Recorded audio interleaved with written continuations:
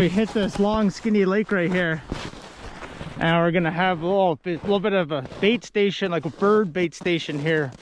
We're gonna take some bait and we're just gonna chop it up into the ground, and just to try to get ravens to this area. If ravens come to this spot, wolves cross through over here, lynx.